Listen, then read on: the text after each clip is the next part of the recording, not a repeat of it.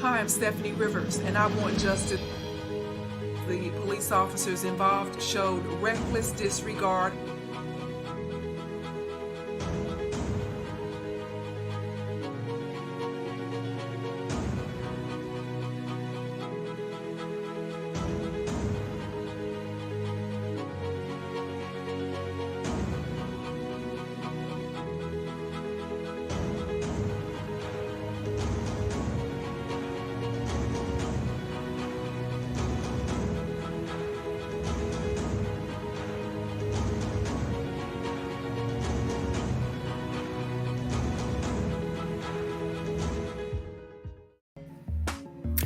Hello and welcome to the video version of my journal. I'm Stephanie Rivers. Come on into the conversation, kings and queens. You're watching the video version of my journal on several platforms. I am multicasting on YouTube and Facebook and Twitter, LinkedIn. So on whatever platform you're watching, we want to welcome you to the conversation.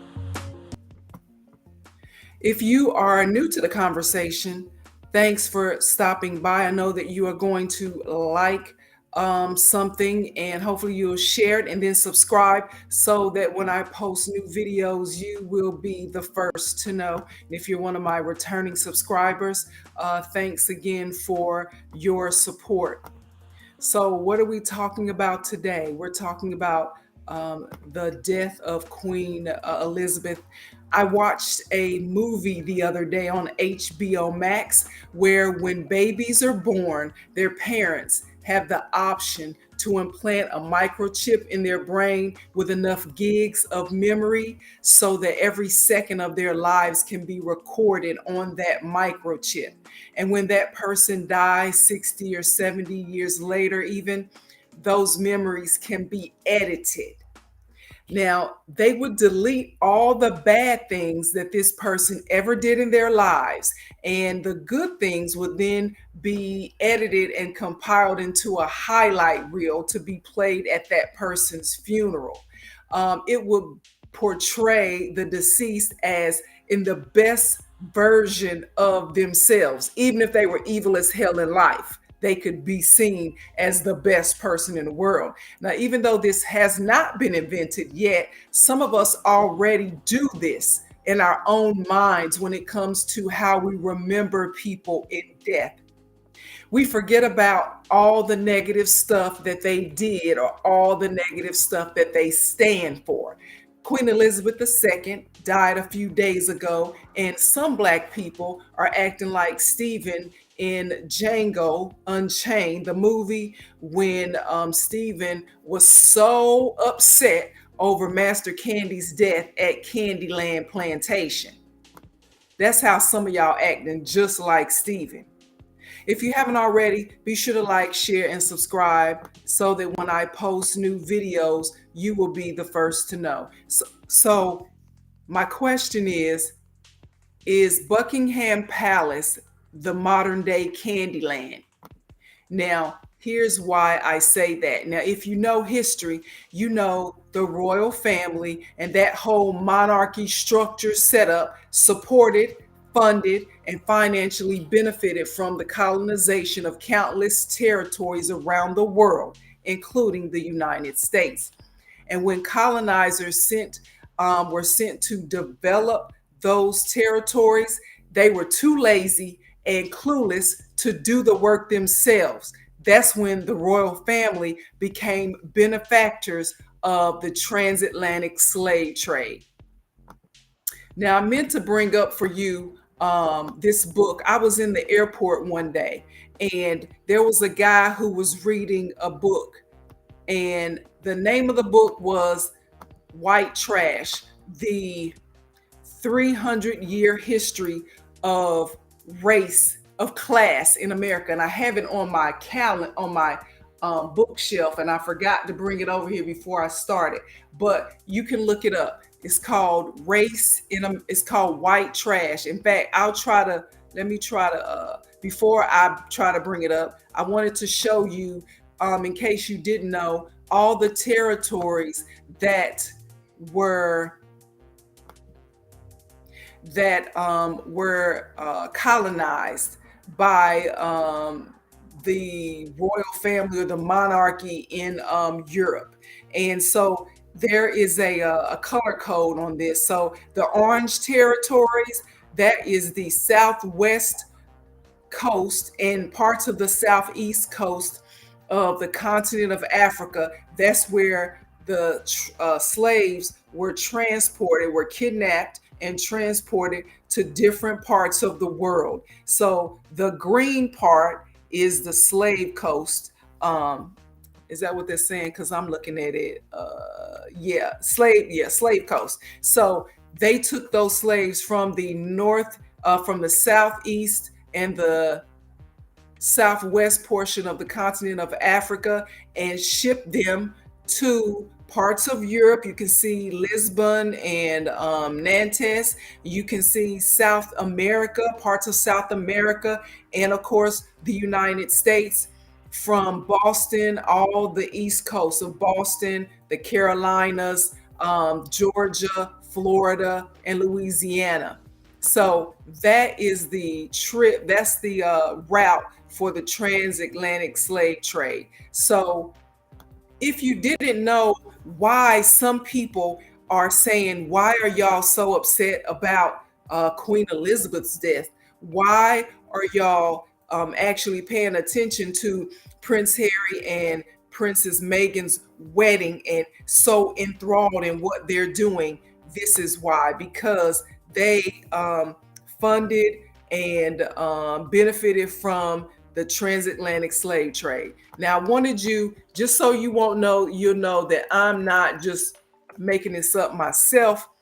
I got a part of, I read books a lot, and I'm not necessarily a history buff, but I'm looking up white trash on Amazon. Okay, so I'm gonna share my screen. Let me see if it's gonna pull it up. Okay, so I'm about to share my screen so you can see this book, because I want you guys to read it.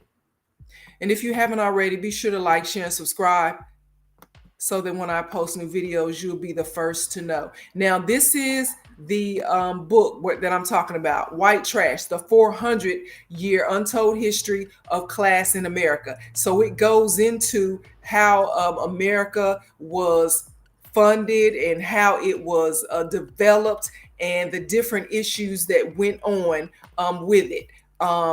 And so if you want to know more about why I say Buckingham Palace is the modern day Candyland, and if you haven't seen, I know all the black people have seen Django Unchained. Okay, if you're a black person in America and you did not see Django Unchained, okay, you need to look at that, so then you'll understand my reference about Stephen and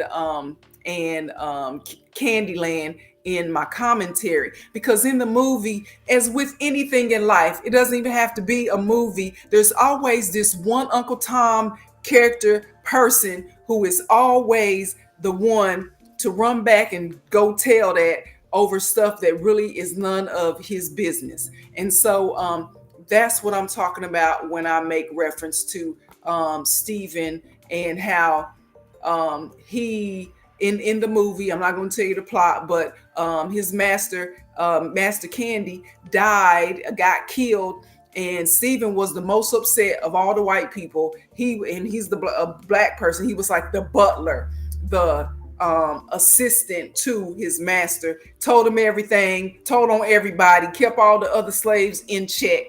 So some of us are acting like Stephen in Django Unchained. So the royal family owns millions of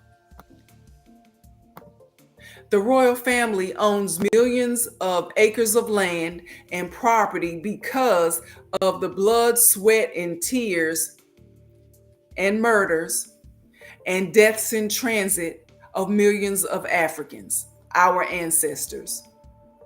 So I just showed you the transatlantic slave trade route. So it's not just ADOS, African descendants of slaves in the United States. They're all over the world because of what people in the monarchy and try and call themselves developing land in the New World, what they did.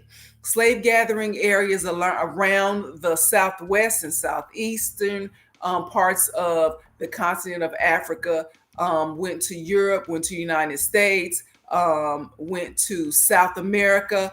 And when you see people standing in line in droves to pay their respects to a person, Queen Elizabeth, who has passed, I wonder, do they know their own history? And if they did, why are they so upset about the passing of somebody who symbolizes so much pain and trauma in their lives, and in the lives of their lineage? No, Queen Elizabeth didn't do the deeds herself per se, but she and her family before and after her still benefit from it today. Excuse me, I almost sneezed.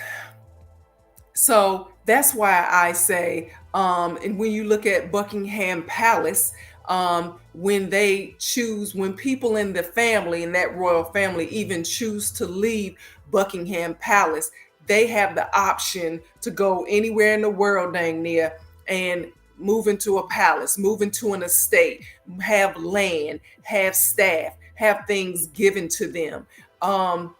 They can pick an estate anywhere and call themselves prince of or princess of said territory. And that's why even now, Prince Harry and Princess Meghan, I guess is what they are. Maybe they might be Duchess or something. I don't know. Anyway, my point is they can pick their own name. They can go, even when he didn't want to stay at the house, according to stay at the palace, because of how it was said they were treating Meghan. He's still in the family. They still gonna make sure he's taken care of, okay? He might not be getting Buckingham Palace treatment, but he getting some special treatment, okay? Without missing a beat. So no matter what he does, he's still in the family. Your great grandparents did the work, but somebody else's great grandchildren are getting the benefit, and that ain't right.